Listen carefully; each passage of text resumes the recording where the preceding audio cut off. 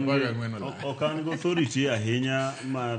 decide kata indicate patch jok mang'anyo goes achiel okang'any kodgi and the same time be okanya neno okane kanyalo kodgi eng'anyo ka winjo gik magilose ase indicate achiel kuom gimo wuoyo ma wacho ni ok understand gima nyaka wang'e gi jowa matindo gi ni ng'eny gi deal gi gimiluongo ni emotions to moko bende deal gi gimiluongo ni information ma is incorrect yani ogibedo misinformed ing'e ni nyaka understand jowa gi joma luongore jenzi because I still believe ni gin jenzi waseyalo kodi wa jenzi ka to kendo adwa koni jenzi kalure gi understanding mar what jenzi is en jahiga 22 kadok piny ma ng'ama nonyuol 1997 I mean higa 22 kadok piny king'iyo jahiga 25 kigolo higa 14 ma Katiba osebede nyiso ni mano ng'ama wos jahiga 11 matiende ni en sama ne fanya fujo uone ne nitie mano ok ong'eyo sama ni mako ji iluongo ni detention without trial mano miyo waketo article 25 e constitution miluongo ni right to habeas corpus tiende ni komaki to nyaka ibed presented in court right to be produced to court mano kelo wabedo gi article 49 e constitution rights of an accused person once you are accused once you are arrested person article 49 of the constitution okelo wach ni kibed arrested to nyaka ibed ni inyalo bedo found a police station to kendo nigi other rights moko mo protect kaka ng'amo bedo arrested or suspected person ima kikelo ni kendo article 50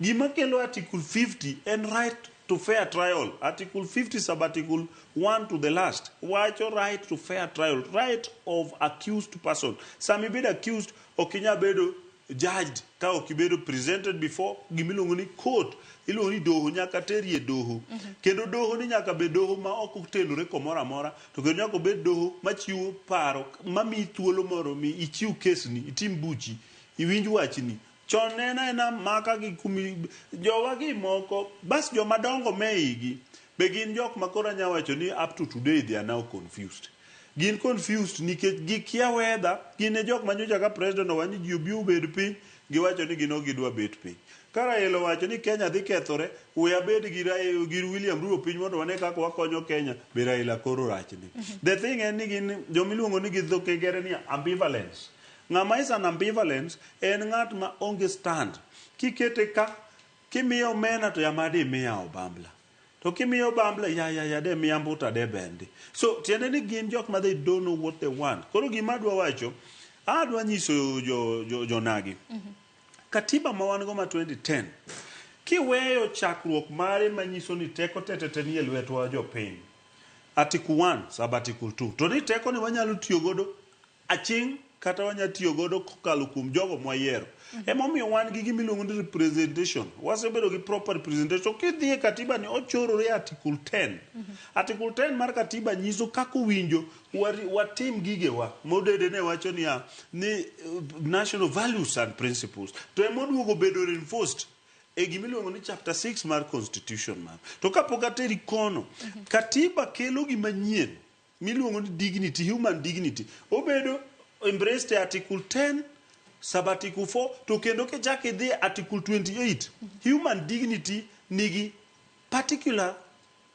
part mare to kata cultures magwa sani kako bedo embraced a constitution sani opogore gi moro ma was tribing and it was more tribal than culture koro nyiso ni Katiba mawango kidhi kate article 276 ka koro dhi mbele I mean 176 kidhi mbele mana under devolution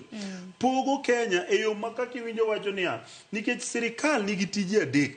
tich mokuongo en managing resources yani rito resources mawango mar ariyo en developing resources gi keto resources gi onyagi e yo manyalo konyo kiny kata nyalo konyo tieng mabiro and mogik en distribution mar resources pogo gi keyo gi e yo ma koni yudo to koni yudo emomiyo yor keyo mano dede wacho ne ok timre maber e siasa mbaya maisha mbaya emomiyo ne need mondo Kenyans dogo re-evaluate emomiyo sani neno ka pok mag mwandu kata mani counties watimre makara no nitiere poko moro miluongo niya distribution mobedo constitutionalized tiende niya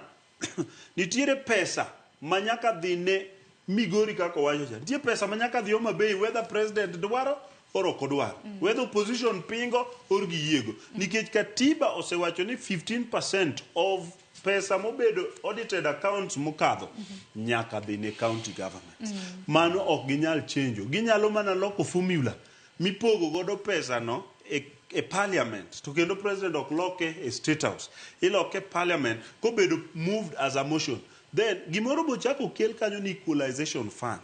Jo areas mane onge gi capacity mondo mi odhi maber kaka northeastern nigi thuolo mar yudo gima nyalo equalize gi jomoko. Koro gima li en integrity modede wacho ja. To gi system